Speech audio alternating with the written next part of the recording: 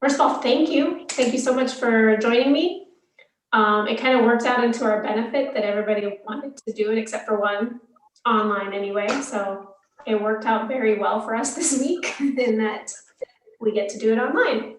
My name's Audrey. It's nice to meet you, Kathy and James. I have not met you before, but other people have come to my classes quite consistently. So great. Tracy is like my #1 promoter, I think, and I love it. So I'm happy that you're here for this meditation and kind of this workshop series. So if you have questions, if there's something you don't understand, ask the question. You're probably not the only one. I guarantee I will not have all the answers. That's hard for me to admit, but it's true. There's so many different types of meditation, which we're going to kind of go through today. But the idea for me holding this workshop for you is so that you can actually start your own practice, right? So with so many people wanting to get this meditation or this mindfulness practice in their daily life because it's shown to do so much. There's scientific study of actually doing this that actually helps you. So I wanted to get you a chance to do your own practice, right? And we're going to just go over a little bit of history, a little bit of philosophy, talk about all the different types, a ton of different types. I'll share with you some of my favorites, ones that I enjoy, and definitely share my journey with mindfulness and meditation. Like I said before, you will need something to write on or with. We'll do a little bit of journaling at the beginning. Camera on or off, 100% your choice. I will be recording this, but I will be sending it out just to you people, so you know each other. So in case you want to practice it again, or if there's something that you're like, oh, I missed that one part, you can watch it again. The only time another person kind of shows up on the video would be if you have a question and you open up your mic and then your screen will highlight so people can see that. So if you're not comfortable being on screen before you do that, you can always close your camera off, but hopefully you're comfortable enough or will be comfortable enough if you do that you can just leave the camera on. But again, 100% your choice. That way, in case you want to go to sleep, you can. What else? Any questions before we start or comments? Yeah, I have a question. So I'm meditation is something I've been wanting to learn for a while. I know I did a workshop with you, I think a year ago. Herb and I were on it. But I'm a little worried that, like, what is the longest time that we'll have to sit still today? Just because I guess I struggle getting there. My mind is just everywhere. And so I know I need to, that's why I'm here. I need to learn how to be still and comfortable. But the OCD in me wants to know, like, are we going to do like a 20-minute meditation in this hour? Okay. No, we're going to start off very, very short. Probably the longest we'll sit today at one time will be 5 minutes. But we're definitely going to do multiple rounds of that. So expect maybe about 20 to 30 minutes total during this time, maybe. It just depends on how much talking we do. But definitely we'll practice. I'll give you time to reflect, ask questions, get your brain and just let it do whatever it needs to do, and then we'll practice again. So we're going to gradually over these next 3 weeks, even with you getting these, excuse me, with these recordings, you'll then be able to gradually increase your practice. So that's like my goal is, like, eventually maybe you only do 5 minutes at a time, and that's what you do. Totally fine. Maybe you love it and you sit for longer, right? So it just depends on you. And we're going to kind of figure out why you want to be here, what you want to get out of your mindfulness or your meditation. That's the important part, is what is it to you, not what is it to me, because you could care less about what it is to me. It's more important that you want to do it so that you actually do it. Right. So it's like, when your parents, when you're younger, tell you, like, you have to do this. You're like, no, I don't, even though you really probably did. You're like, oh, I kind of did want to do that, but now they want me to do it, so I don't want to do it. So I get like that all the time. Like my mindfulness teacher, like I actually have a mindfulness meditation teacher, Cindy Lee. And, she's always telling me, okay, you should be doing this now. You should be doing this. And I'm like, I know I shouldn't, and I want to, but now you told me to. I don't want to. So I go through those bits and bits. Yeah, my parents are still telling me what to do, and I'm 49, so. Aren't they all? All right, any other questions? All right, so don't hesitate, or jot down any questions if you need to. Just a quick, like, since most of you have your cameras on, and Herb, if you just want to do the little raise hand button, you can do that too. But how many of you have meditated before or attempted to? Just raise your hand. All right, hands down. Just by like a thumbs up or down, like when you did it, was it an awesome experience? Was it, or was it like, yeah, there's no way I can do this? You know, just kind of thinking about where it is. Okay. And does anybody want to like share what type of, like, if they remember what style they did? If you want to share.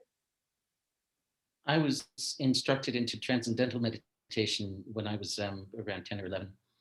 Oh, okay. And then a little bit later in my late teens, something called Samadhi meditation in Toronto. Okay. Great, thank you. Yeah, that's one that I haven't had much experience with, but I hear it's, you work with you work with an instructor closely and they give you your mantra in transcendental. And I think that would be amazing. Like I don't have much experience with that, so maybe you can give us a little more insight on that later. Anyone else? I can share. I have the Calm app, and so I don't know what kind of meditation that would be, but I've done, you know, like the meditations for going to sleep and stuff. It's a lot of breathing. Yep. And it helps.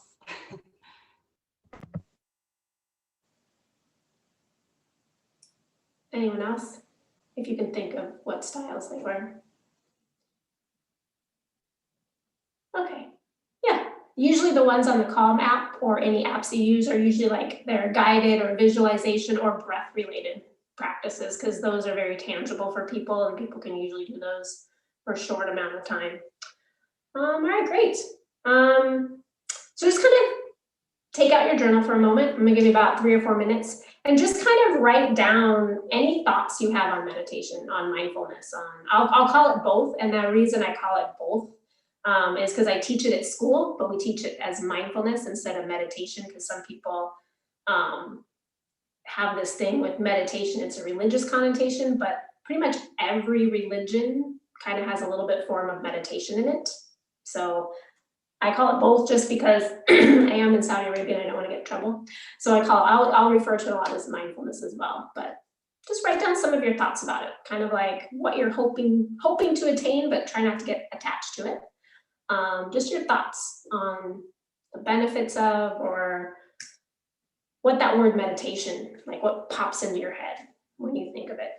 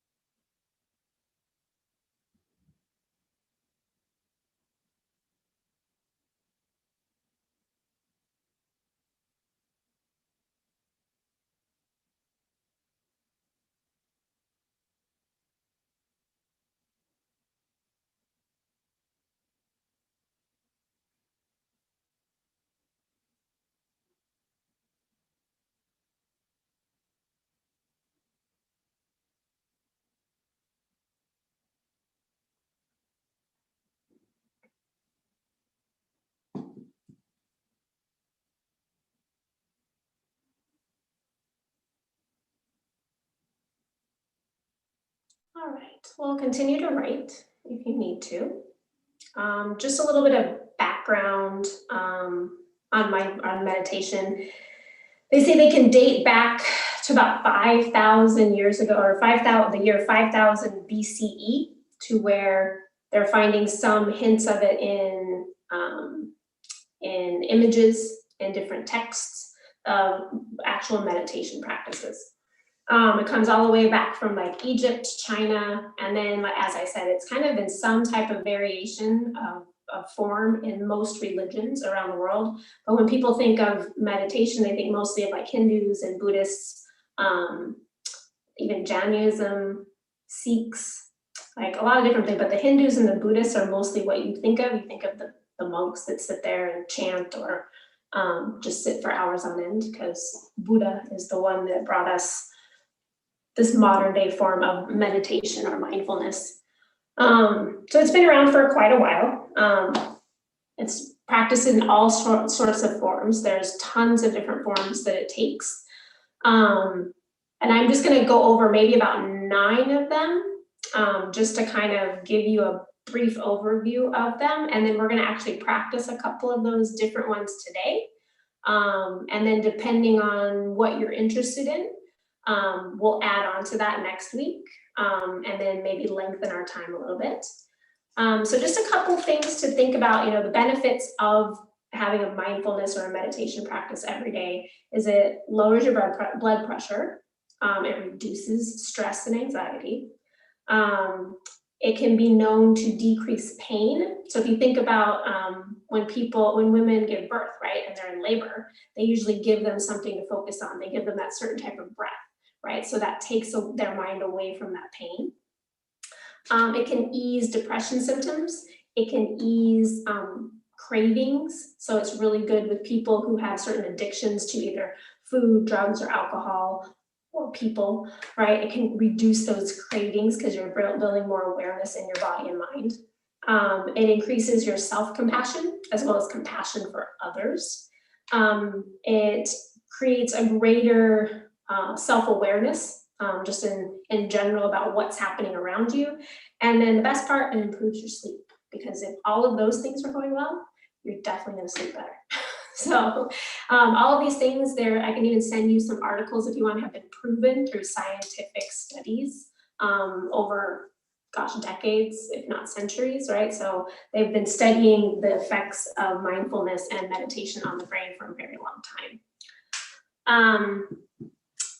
Today and the next 3 weeks, I'm just gonna ask you to try to step out your comfort zone, right? There's gonna probably be some of these things that you might not be comfortable with. It might feel weird, it might feel awkward, but just give it a chance. You never know, this thing that you think is awkward might end up being your favorite form. And you're like, gosh, I would have never thought of trying that. And now I absolutely love that form of meditation. I'm gonna do it all the time. A couple things too, we're gonna try those different types. And what I find is I have different types of meditation that I do when I have different things happening in my life, right? So there's different types of meditation that I find more useful than just sitting and being still, right? So Tracy says that sometimes she needs to get up and move and she needs to walk around. Well, then there's a moving meditation, right? That's yoga, right? Or yin yoga, or even walking, gardening, like there's different forms of meditation that you can do. Tai Chi is a type of meditation. Qigong is another form, right? There's all these different types of martial arts, some people would say karate is, all those different forms. So just give them a trial and error, but different ones I find help me at different times, like depending on what I need. If I need more self-compassion, I'll practice a different style. If I need to be more aware of my surroundings or how I'm feeling in general, because I don't know how I'm feeling, I need to feel more grounded, I do a different style. If I feel like I need more compassion to others, I do a different style. So there's all different types, and I find they're all beneficial. A lot of people will disagree with me on that and be like, nope, you need to stick to one and get to know that one. I agree with that. My teacher says that too. She doesn't like that I do other ones. She's like, nope, you should just do mindfulness meditation. And so I tell her why, and she's like, okay, I can see that, but you should just stick to this and you'll see it help you. So there's two sides of it, right? And so I'm just going to give you the tools And then you find out what works for you. And there are people who are specific meditation instructors, and that's all they do. And then you can always find one of those people. I can help guide you to a couple that I think are awesome. And if you want to do something more directed, you could do that, right? So you have that if you want to dive into just one specific method. Let's see. Yeah. Any questions, comments? Excellent. All right. So a lot of times people, just to talk about how to get started, right? Most people think you, like Trace said, you have to sit for how long? Like, how long are we going to be doing this, you know? And most people say 20 minutes a day is where you're going to find that benefit. Never does it say those 20 minutes a day have to be all at the same time, right? There's been studies done that there's great significance, even if you just do like 3 to 5 minutes and break it up during the day when you need it most. But finding that total time of finding that meditation, that mindfulness of 20 minutes a day, you're going to have those benefits that I talked about earlier. So you can totally break it up during the day. You can find any space that you need to be able to do that. My challenge to you, since you're here, is try to see if you can find 20 minutes a day for these next 3 weeks, right? So we're together for about 3 weeks. So 3 times 7, 21 days. That's usually what it takes to build a habit. But see if you can do that. See if you can find, maybe start off with like 2 minutes before you get out of bed. So we'll talk about all these things, you know, and then 2 minutes while you're doing laundry, you know, or washing the dishes, or, you know, like 5-minute break from screen time, you know, different things like that. And we'll talk about how to do all of that and set yourself up. So there's a Zen saying that I really like. That says, sit for 20 minutes a day, unless you're busy, and then do it for an hour. So it's like, if you feel like you're too busy, then you need to do it for an hour. I'm like, yes.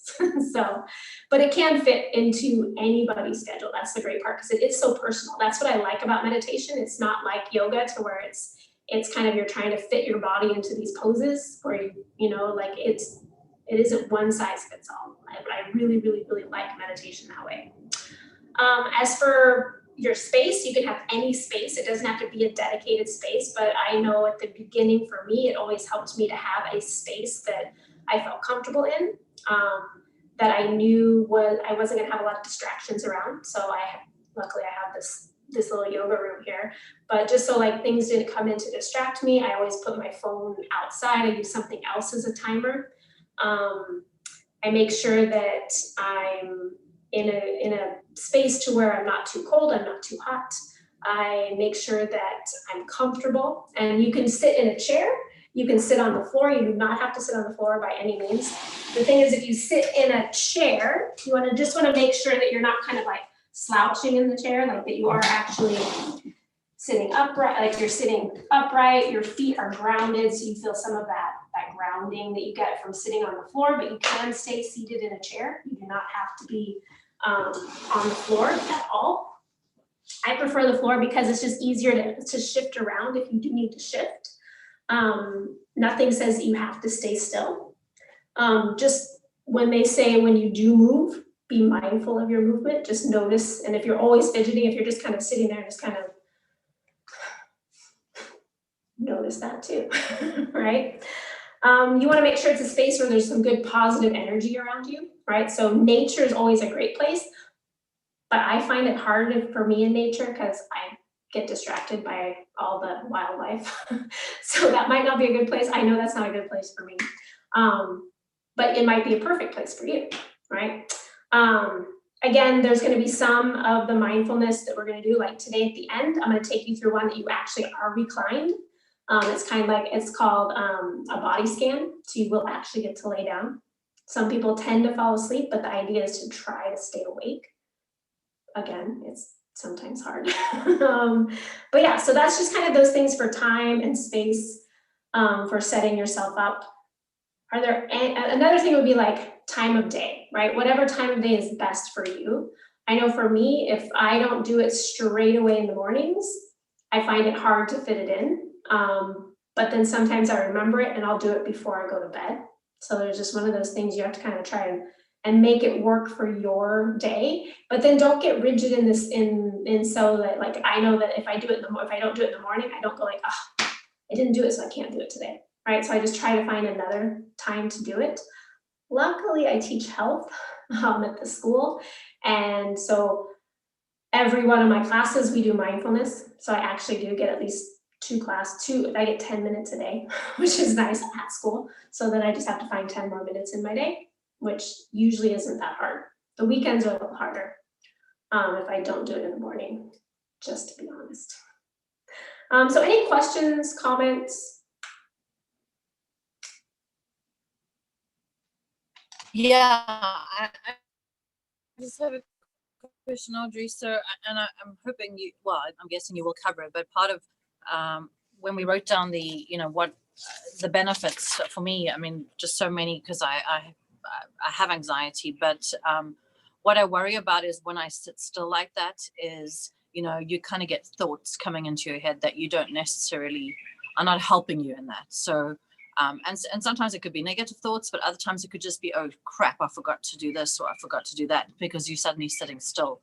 Will we be learning how we can kind of move those out the way, or somehow, I mean, are there tools to help us? Because I feel like one of the reasons I stopped meditating was because it just became like I was writing to-do lists, when I was sitting and meditating, which is it wasn't meditation. Right. It wasn't, but it was. So yes, I will definitely give you some tools and some suggestions to help you with that for sure.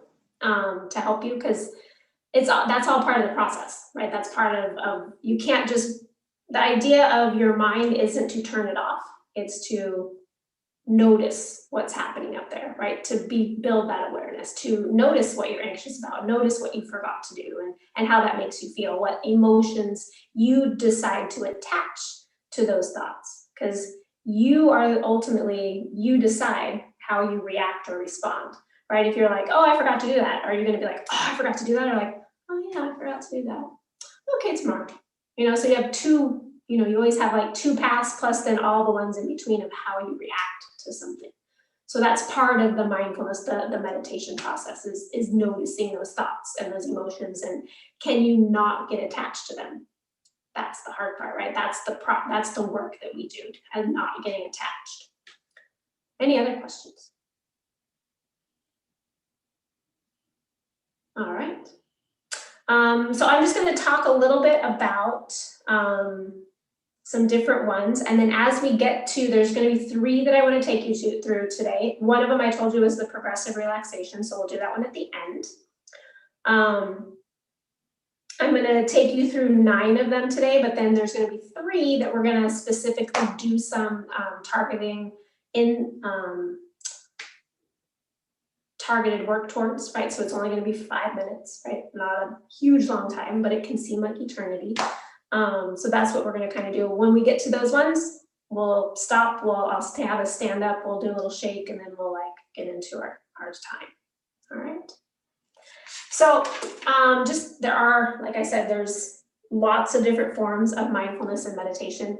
There are 9 of them that I'm going to go over now. These are kind of like the more popular ones, the ones that you hear about a lot. As you get more, like if you're more into religion, you're going to find there's other different ones, like the one that James talked about that I didn't know, not the transcendental one, but the other form. There's lots of different ones. And if you've ever heard of one or done one and you want to share, awesome. I'd love to hear about it. I like to hear about different forms. The first one is my favorite. I love this one. It's mindfulness meditation. That's what I got my certification in. That's who my teacher is, Cindy Lee. She does mindfulness meditation. It is a Buddhist from the Buddhist tradition. She's actually she's a Buddhist teacher, like she teaches the teachings of Buddhists. It's a mindfulness meditation is where you notice your thoughts, you notice the patterns of your thoughts, and then you try not to judge them, right? You try not to attach any emotions to them. And then you, as you're doing that, you just kind of notice them. And then if that same reoccurring thought kind of keeps popping into your head and out of your head, that's when you take a break, write that thought down, and then come back to it, right? So the whole idea that when I was taught is our brain is going to move. It's going to be this monkey mind that wanders around. And then you just bring it back to the present. So that's what you're trying to do, is stay in the present. A lot of times our mind is in the past of what happened, or going into the future, things we have planned. Very rarely are we right in the present moment. And that's the idea of mindfulness and meditation, especially mindfulness meditation, is how long, even if it's for 2 seconds, can you stay in the present? And usually you focus on your breath. That's usually what you're noticing is your breath, either at the tip of your nose or into your belly. And you just notice how long you can stay with that breath. And that's kind of what you do. And then when your mind wanders, you're like, oh, I went off on a thought. Okay, thank you, but I'm going to come back. And you come back to your breath. And then you notice a thought that takes you to the past. And then you notice. Like, that's the idea, is like the clarity to notice you're on a thought and be like, oh yeah. And then the strength to be able to like, nope, I'm not going to follow that thought today. I'm going to bring it back to my breath. I'm going to sit here and I'm going to be. And then at the end, any of those thoughts you write down, you notice them, you keep a journal. Maybe they're the same things. Maybe there's something that you know that's really bothering you. And can you do anything about it? That's when you start to reflect. And you go back and like, can I do something about this? Nope, then I shouldn't worry about it. Or yes, I can, I should say something. Or I should do something. So hopefully that kind of helps for people. That type of mindfulness meditation is a little easier done on your own, because you don't really need anything, maybe just a timer and a place to be. It really works on your awareness of what's happening in your body as well as your mind. And then it helps your concentration, because you're focusing on your breath. So those are the two things that it really helps focus on. All right. Another one is the spiritual, right? So there's a lot of different Eastern religions come into this on the spiritual side of it. So this is one where if you really feel like you want to create a deeper connection with your God or with the universe, you would go more into the spiritual side. So you're looking for a place that you can be totally silent, where you can really just get into the silence. So it's somebody who really craves silence does really well with this one. Someone who really is craving that spiritual growth and trying to find that connection with their God, or even with the universe, you know, whatever you believe that higher power to be. But it is, that one is very silent, right? You're just sitting there and you're noticing the silence. And I find that one hard. That one's hard for me, just to sit and notice the silence, because I find my mind just then wanders. And I'm like, oh yeah, I'm supposed to pay attention to silence. But it's not silent. But there's the, you know, and like, that is another one. So that's very similar. And then the one that we're going to do, and we're going to practice now, is the focused. So you're going to focus on something. And you usually pull in one of the 5 senses. And that's what you can focus on, a lot of different things, but you usually really focus on one of your 5 senses.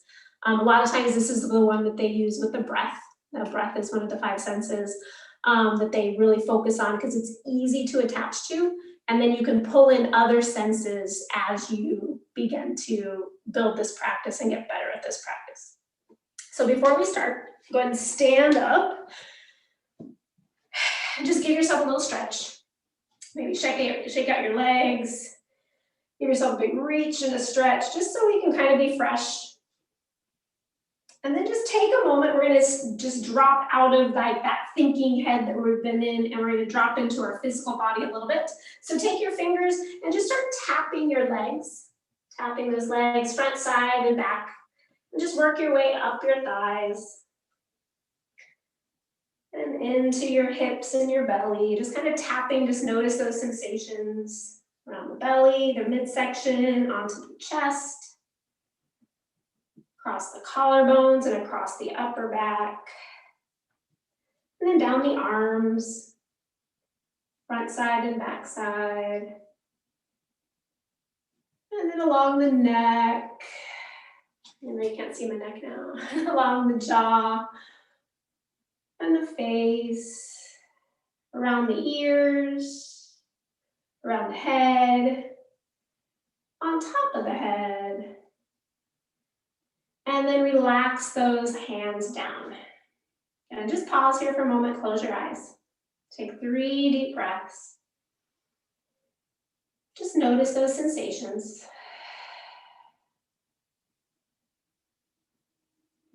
Still feel those little tappings you did. Definitely your fingers have some sensations. Then after your third breath, go ahead and find what's going to be a comfortable position for you right now so that you can sit up tall. So no laying down for this one. So just find a comfortable lengthened spine. Your hands, you have different options for your hands. You can fold them in your lap. You can place them palms up. You can place them palms down. You don't have to do any little mudra. You don't have to do this. I'll explain mudras next time, but there are different benefits of doing this. It just depends on what you want. A lot of people say palms up. If you want to receive more energy, like if you're feeling like you're a little sluggish, and then, or if your mind is very slow, but then if your mind is too fast, you want to go ahead and place your palms down. That kind of thinks of like of going inward. So your palms are down, so you're not taking in more stimuli because there's so many nerve receptors on our hands, then maybe that comes into play. Just placing them down on your lap. So you have those options. And then again, your eyes can be closed or open, 100% your choice. I highly recommend if you keep them open, all you're gonna do then is just kind of look down, but not necessarily down with your chin, because if you drop your chin, that creates a little bit of a sleepy sensation. Also, you wanna resist the urge to keep your chin lifted because that creates a little bit of an agitated sensation in your body. So you just wanna keep a nice level chin, and then just take the gaze as if you're looking down past your nose at something out in front of you, if you're not comfortable closing your eyes.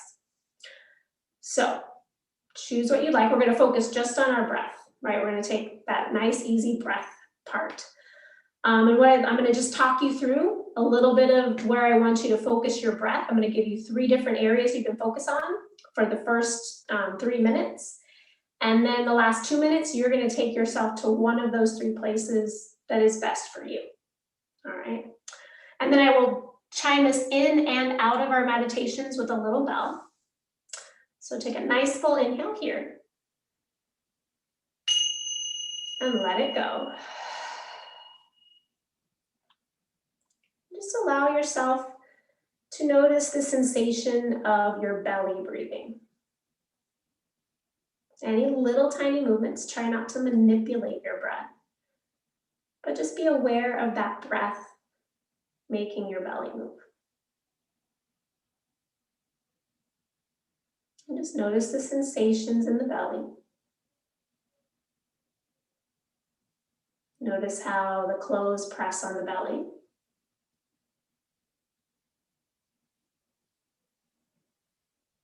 And if your mind wanders, and it will, give that thought some loving kindness.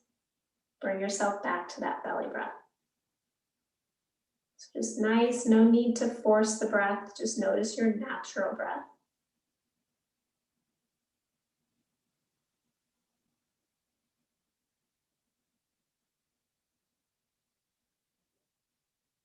And then start to bring that awareness, that focus, to your chest. Just notice if there's any sensation of the chest moving. Maybe a slight expanse of the ribs. Maybe a little rise of the chest. And then if that's not happening, make note of that. Just notice. Just be in the present with your breath.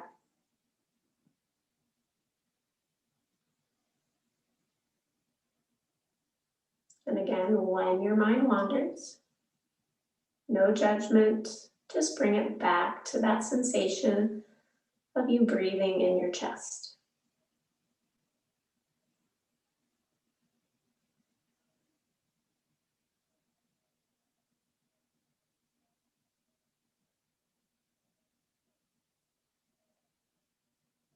And start to bring your awareness up to the tip of your nose. Noticing the air enter the nose and then leaving the nose. Again, without manipulating the breath, just notice your natural breath. Notice the sensations as it enters, the different sensations as you exhale. Maybe even notice how long you can notice the sensations of the inhale and exhale.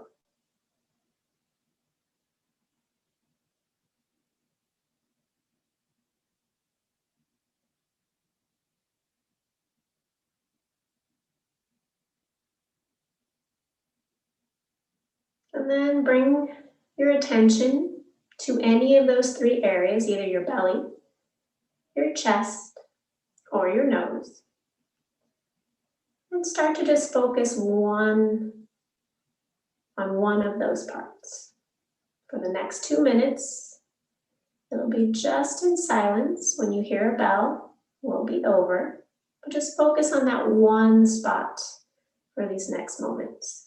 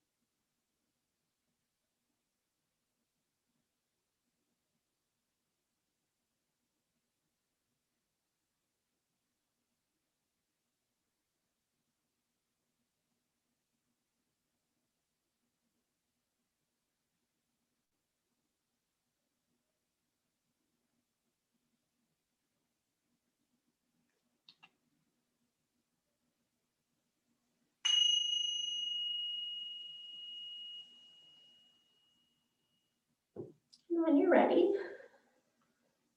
let your eyes blink open or just keep them closed, your choice. Just kind of notice the sensations there.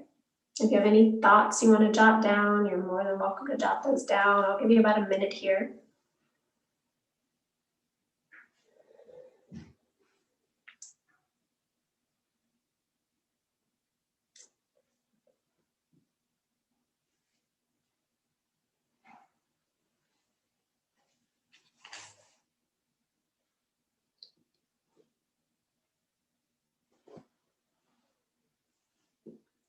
And then, so as I talked about, this is like the senses, right? So if you want to go more internal, right, you have your breath that's inside of you.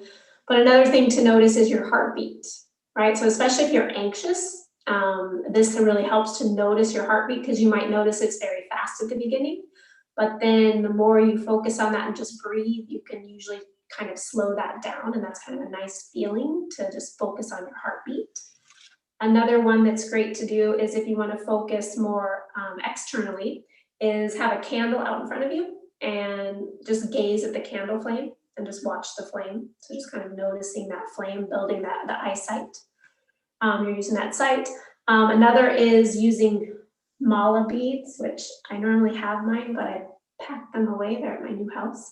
But they're like prayer beads, they're like the rosary, they're like prayer beads. Right, and then you have meditation beads, right? So there are 108 of them, and you go through and you use tactile touch, and you kind of just work your way around with those as your focus. So you're focusing on each of those, and sometimes you recite a mantra with that, which we'll talk about that meditation as well.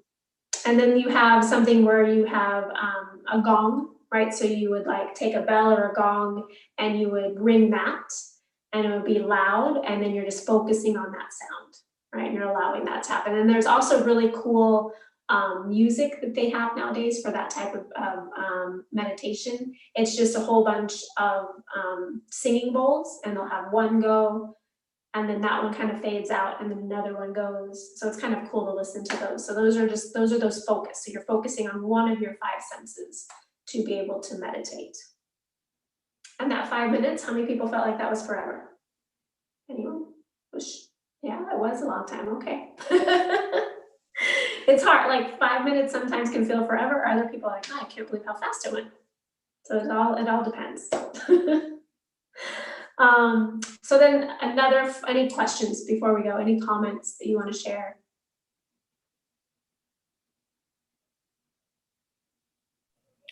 Yeah, I noticed I try to control my breathing, and I think that's going to come with practice, but I was almost forcing my breathing. So, and I don't know why. It's just something I haven't meditated for a long, long time. So,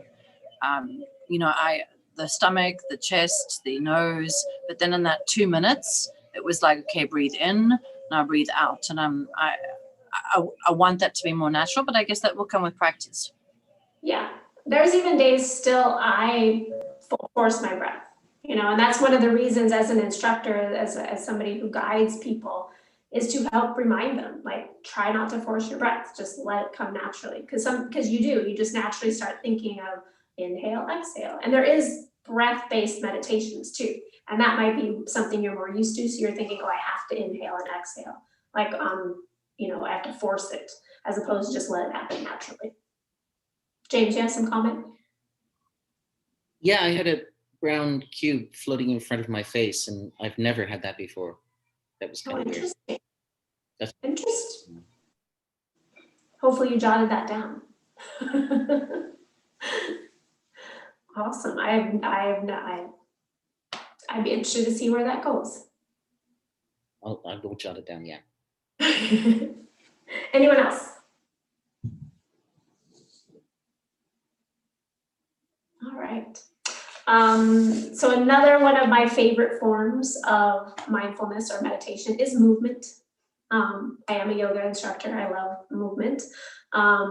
Eventually, like when you do your practice on your own and you have moves that you like, it eventually then becomes a meditation practice in that you're just moving with your breath and your movements, especially that's why I like flow, that you can get more into that once you have the poses you like or your body likes or you find comfortable to where you can let go of everything else and just move with your breath and the movement.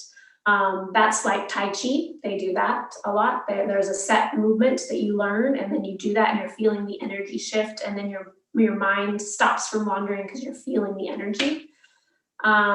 Yin yoga is a great place for meditation and mindfulness. You can just drop into that one sensation of your body, right? You can drop into that, or you can even drop into letting your mind wander. Notice where it wanders, and then as you're in that pose, write down those thoughts, right? Like that's the other part of meditation. It doesn't have to be you're clearing your mind. You're basically not clearing your mind. You're bringing into focus those things that are bothering you, right? So that you're able to deal with them. There might be things you didn't even know were bothering you, but then they come up in your meditation practice. You're like, oh yeah, that's why I'm acting like this because of this, or at least that's my experience. Like it's not for no reason I'm acting some way.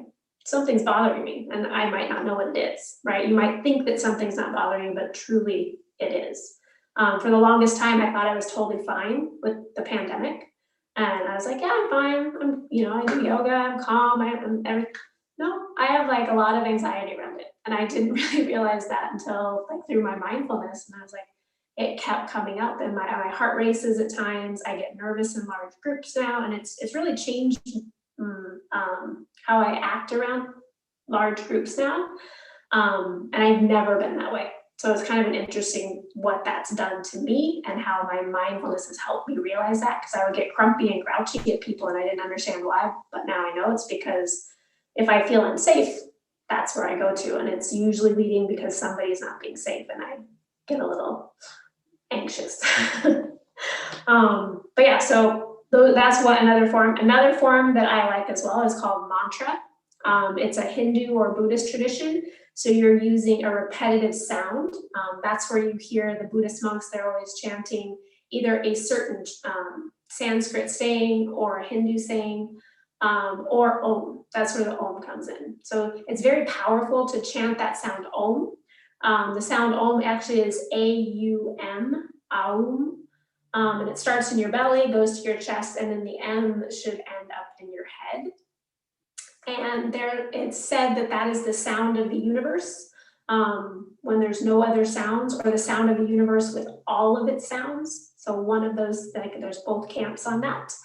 But it is this sound, and then it creates this vibration in your body, which is kind of like a neutralizing vibration that neutralizes kind of negative energy and positive energy. It just brings you back to neutral. And when we're with so many different fluorescent lights and things that are not natural, a lot of times in our day when we're in a big building and we're not out in nature as much, we need that more cleansing. So that sound of Om, it could be even another mantra as simple as, like, there's one that's called Soham, which we will do next time, a little mantra with that called Soham, meaning I am. So I am he, I am she, I am they, I am that. So it's like, I am, this is me, which we'll practice that. That was my first introduction to meditation, was with a mantra, and I enjoyed it. The one thing I do say is be very careful about mantras. Know exactly what it is that you're saying. So that's why, like, anytime I'll give you a mantra, I'll tell you exactly what it says or what it means. If it isn't for you, don't do it. But some people just recite mantras and I'll be like, oh, what does that mean? I'm like, I don't know. I just do it. And, you know, I'm like, you should know what it means, because basically you're doing that mantra to manifest, like, whatever that is. Like, so if you're feeling ungrounded, right? If you're not feeling very grounded, if you're feeling very flighty, that mantra Soham can help ground you, right? Because it's I am, you know, this is me, I am, right? If you need more confidence, I am. But if you don't know what that is, and if you're not ready to know who you are or be who you are, and you invoke that and you say that mantra and you bring it to you and you're not ready, you could be a little anxious about that. It could cause some anxiety in your life. It could cause some trouble in your life. So there are some more deeper mantras that are out there, and just always know what you're saying. That's just going to be my little caveat, my little warning to you. I get nervous when people tell me, like, I think it was that Deepak Chopra. He had a 21-day free meditation thing that went floating around the internet, right? And I did the first 2 days because it was like they did Soham and they did Om. I'm like, great. But then they started giving us these other meditations, and I was like, I don't know if I want to cultivate that in my life, you know. But then other people are just following it, and maybe it did great for them. But I question a lot, and so I got nervous about that. So I like kind of followed it. I liked a lot of what they did, but I didn't do all the meditations each day in their form that they were given to me, just because I wasn't comfortable. So again, it's all about your comfort. Be 100% sure of what you're saying if you're going to add a mantra on. And a mantra doesn't have to be in Sanskrit. It can be like, I am happy, I am healthy, I am calm, right? It can be just simple affirmations that you want to say.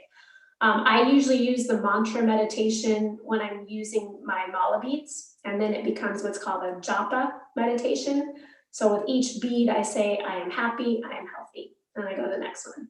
I am happy, I am healthy. So I want to manifest being happy and being healthy. So those are like my two go-tos. When I find I can't really focus, just with the breath, my mindfulness meditation one, I use the focus and the tactile of those beads and that mantra, and it really helps keep me in the moment. It keeps me grounded. It keeps me there. I'm able to sit for longer. And that usually takes about 10 minutes for me to go around the beads. It usually is about 10 minutes.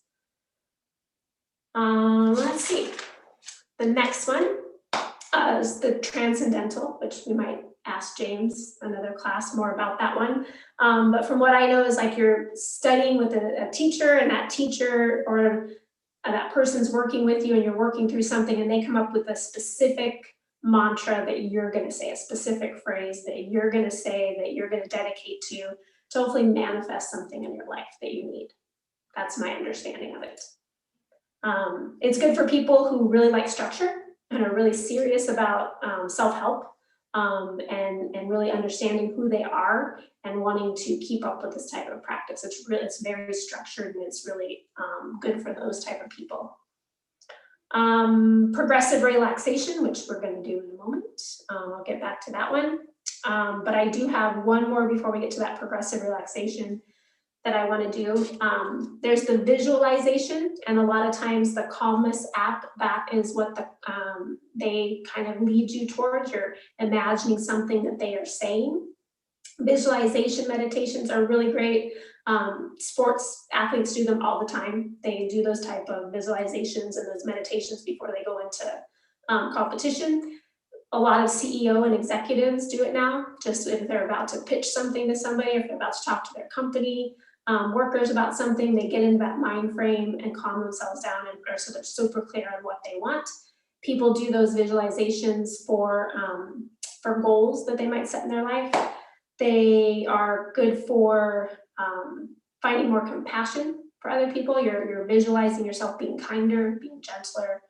But then there's also you're picturing scenes, right? You're picturing yourself in a very happy place, something that you might need in your life. So there's more of those type of things. A lot of times that goes more, and it can go deeper into hypnosis, right? That type of meditation. If you're doing it by yourself, it's you just focusing on something very specific. And the one I want to do before we get into progressive relaxation is just loving kindness meditation. Loving kindness comes from the Buddhist tradition again, and in Sanskrit, or a similar language to Sanskrit called Pali, there is this phrase, this word called metta, M-E-T-T-A, and it's sending positive energy to not only yourself, but to others around you. Knowing that if everybody has positive energy in themselves, that then they are going to, in turn, benefit from that positive energy. Tracy, I love those little hand up buttons. Yeah, sorry, I'm not a history buff, but and I'm embarrassed to ask the question, but it's the third time you've said it, and I don't know what it means. Sanskrit. What is Sanskrit? Oh, Sanskrit is the ancient Hindu written language. So like when I say Virabhadrasana 1, like Sanskrit it's the old language, the written language, the Hindu language. Okay, all right, thank you. You are welcome. Again, as you know, when you're used to saying that all the time, you forget that people don't know that. All right. So loving kindness, this promotes compassion, kindness, acceptance for others and for yourself. It opens your mind to receiving love as much as giving love, even to people you have struggled with. That's the hard part sometimes. It's really a good meditation to do. It doesn't take very long, but it's a really good meditation to do for people that feel like they're holding on to resentment or anger of any sort. And then it really helps reduce negative energy just in general. This is one that I love to do with my students. And usually when I get to the part where they have to send love to somebody that they have issues with, they all start to fidget. It's crazy. Like just watching them, they just all start to be like, it's interesting. So yeah. So I'm going to walk you through this one, and I'm going to have you visualize certain people in your life, and then you are going to say 4 phrases to them. So it's may you be happy, may you be safe, may you be free from suffering, and may you live at ease. So E-A-S-E. So I'm going to have you say those 4 things to different people. All right. So once again, if you need to stand up, give yourself a little wiggle. Sometimes you need that when you've been sitting. And then come back to whatever form you would like to take this meditation in. So this will be a little bit more talking by me, but I'm going to give time for you to be quiet and sit with that. So once you found your seat, again, hands down, palms up, even hands in your lap, eyes closed or open. Take a big inhale and let it go. Just let your breath be normal. And saying these phrases to yourself or out loud if you're comfortable as I say them to you or after I say them to you. So the first one, focusing on you. May I be happy. May I be safe. May I be free from suffering. May I live with ease. Take an inhale. And send that love to yourself.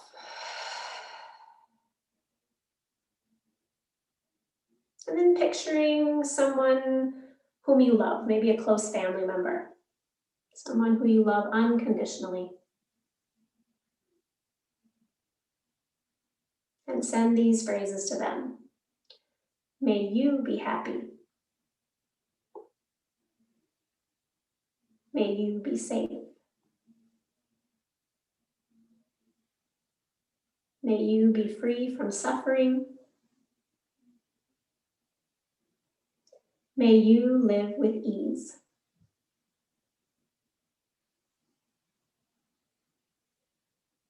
Taking an inhale and sending that to them.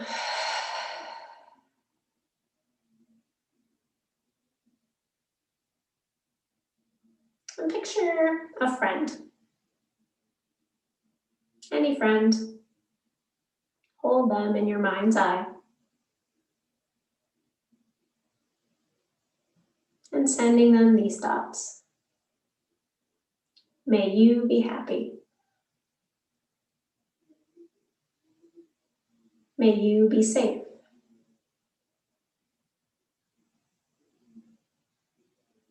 May you be free from suffering.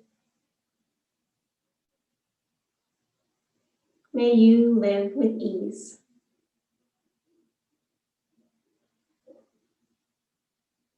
Taking an inhale and sending that love to them. And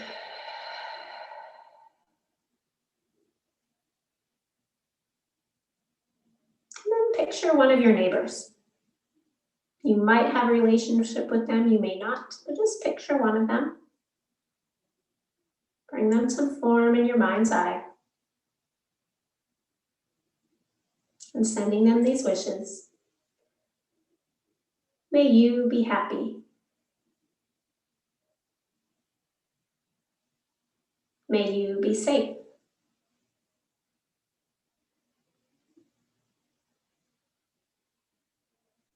May you be free from suffering. May you live with ease.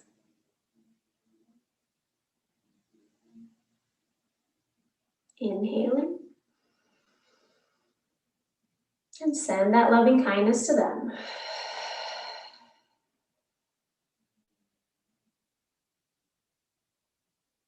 And then just thinking of someone in general in our community, maybe a cashier that you see regularly, maybe the dry cleaner, maybe someone that's always out and about on your street, but not a neighbor. Bring them to mind. And sending these phrases to them. May you be happy.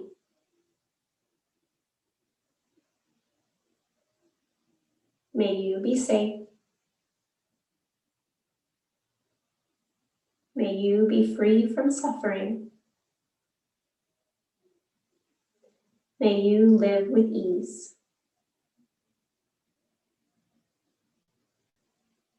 Inhaling here. And send that love to them. Now bring to mind that person that pushes your buttons, who you might have a little difficult relationship with. Bring them to mind. And sending these phrases to them. May you be happy. May you be safe. May you be free from suffering. And may you live with ease.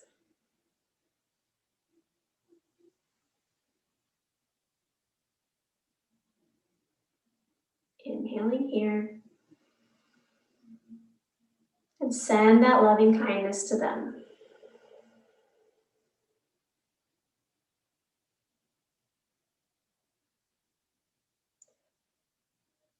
And then on this last one, thinking of either a specific animal or animals in the world, maybe our community here, Aramco, Saudi Arabia, or maybe a global sending out to people around the world, knowing that our happiness is connected to their happiness. Our safety is connected to theirs. Just bring to mind one of those three things here and saying these phrases to them. May you be happy. May you be safe. May you be free from suffering. May you live with ease.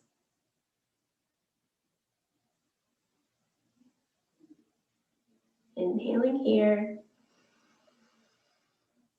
And send that loving kindness out.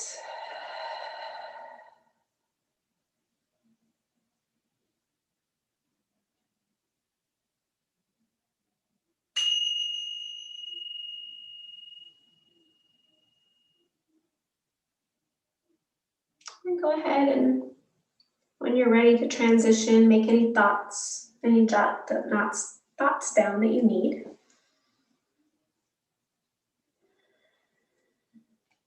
Notice how you feel.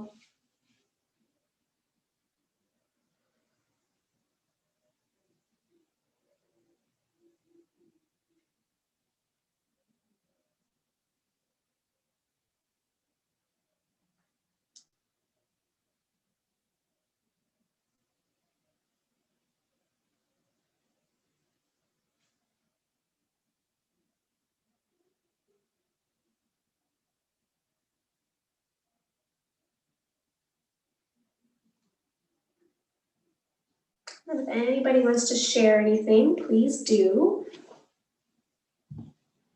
I always like to notice if you felt a little different level of energy when it came to that difficult person. Every time for me, especially like if I'm leading this one and I'm really into it, that one's even hard for me to say, you know, because I'm thinking of this person. I have to remember not to really think of that person. But sometimes I get choked up. I get a little, like, I have to be careful because it's hard. I think the tone, as you're saying that, sometimes it's like with gritted teeth, you know, may you be happy.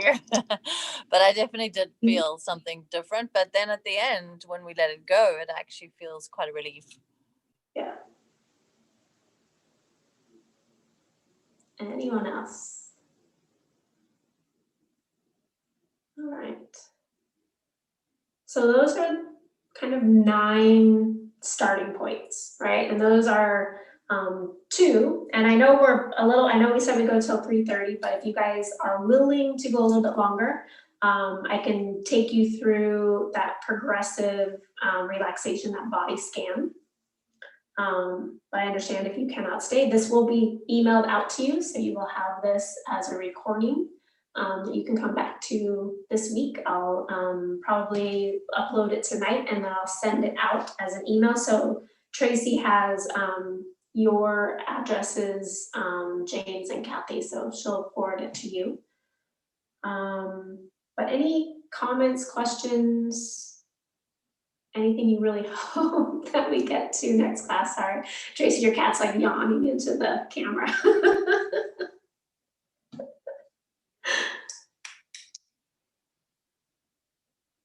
All right, awesome. All right, so with a body scan, progressive relaxation, you have 2 options. You can stay seated, but this is one too that you can do laying down. And basically, they're done a little different ways. It's aimed at reducing tension, right, and anxiety. And like maybe you've done a big presentation or you're about to do a big presentation, or maybe you've had a long day of travel, maybe you've just been around a lot of people and you need some detox time. this is a great one for that because it literally reduces the stress in your muscles. Because what we're gonna do is we're gonna tense our muscles and then we're gonna relax them. Just one little point at a time. We're gonna start at our feet and work our way up to our head. And then we're gonna lay for about 2 minutes at the end, just in silence, and just let you kind of notice the sensations. So the idea of this one is to bring all of your awareness to that body part I'm talking about. And then when you let it go, you let it go. And then you move on to the next one. So you're just kind of learning to focus and then let go. You're learning to bring your mind to focus and then let go, right? So just kind of one of those things in the present. All right, so take whatever form you would like to take. I'm gonna stay upright just so I can talk and talk you through it. So go ahead and find a position. Again, if you do it seated, I would recommend having your legs out in front of you if you're staying upright, just so that you can tense and relax those muscles. If you're laying down, even better. Good, so once you're, whatever position you're in, just giving little wiggles out. And then exhale fully. Good, take another full inhale. And exhale fully. Good, and start to bring your attention to your toes. Just notice the sensations of your toes. And then as you inhale, scrunch those toes up, squeeze the toes together. And then as you exhale, relax them. Taking your awareness to the soles of your feet. And then as you crunch your toes, see if you can bring your awareness to the sole of your feet. Take an inhale. And exhale, let it go. This time, bring your awareness to your heel. And as you scrunch your feet, your awareness goes to your heel as your heel presses into the earth. And then let it go. Bring your awareness into your shins. And as you inhale, you're going to tighten your shins by drawing your toes up toward your knees. And then as you exhale, relax those muscles. And then you're going to bring your awareness to your calves. And tightening those calves by pointing your toes and engaging those muscles. And then letting them go. Bring your attention to your knees. You're going to engage your knees by squeezing your quadriceps, like squeeze those knees down toward the ground to engage those knees. And then relax them. And then engaging the tops of the thighs, squeeze those knees again, hug that muscle to bone, engage the top of your thigh. And then let it go. Pressing into those heels again, and imagine dragging your heels toward your bum as you engage the back of your legs, your hamstrings. And let it go. And engaging those glute muscles, your booty, squeeze those together. And let it go. Taking your belly and squeeze it as if you're about to do a nice big laugh. Hug that back, hug that belly in. And let it go. Taking your back body and drawing those arms close to your sides to pinch the back body, squeezing that whole back body. And then let those muscles relax. Taking your arms and giving yourself a hug, squeezing the front body toward one another. Squeezing that. And then let that go, hands back down by your side. Bring that awareness into the fingers. Make fists with your hands, squeeze your fingers very tight. And then release it. Bring the sensation into the palms of your hand. Spread your fingers wide to tense the palm of the hand. And then let it go. Make those fists again, bring your attention to your wrists and draw your wrists toward your forearms, those knuckles lifting to the ceiling. And then let it go. Taking your palms and lifting them slightly toward the end of toward your feet. So engaging those forearms, bring that awareness to the forearms. And then let it go. Straightening your arm as straight as you can, engaging into that elbow, the back of the arm, your tricep. And then let it go. Drawing your fists toward your shoulders, engaging that bicep like you're lifting a heavy box to your chin. Engage that bicep, the front of your arm, and then let it go.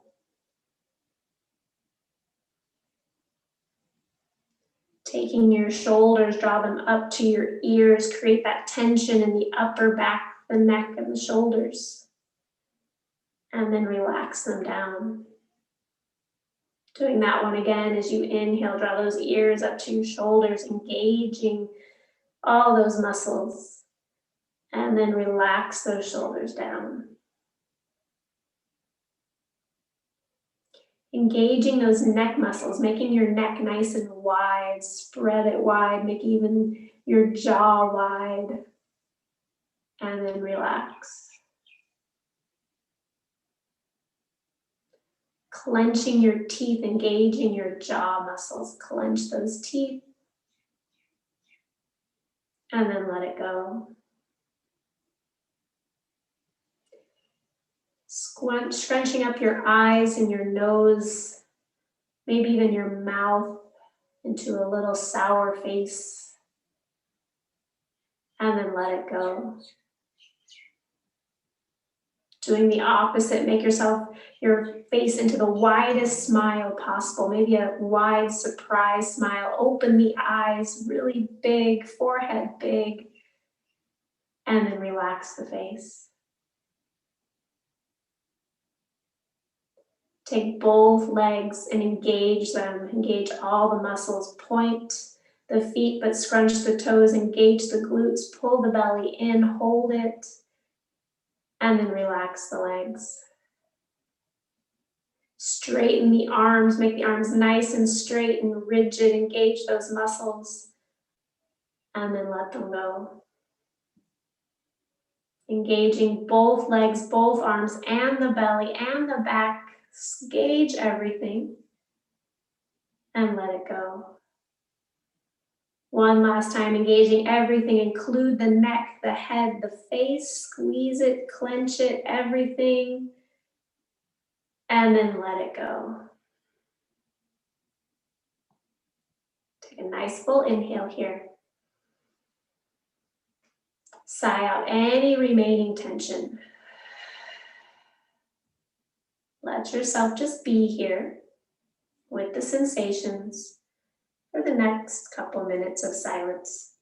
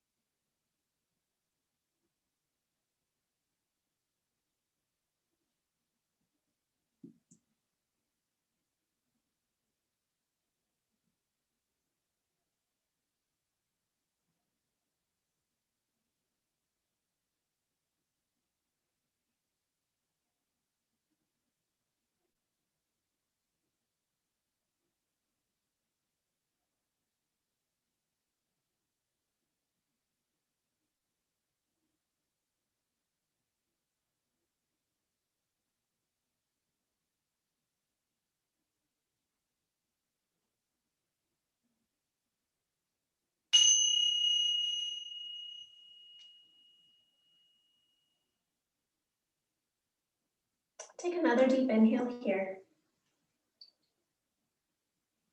And let it go. Slowly start to bring some movement back into the body. And on your time, make your way back up to seated mindfully. Take down any notes, anything you might need to.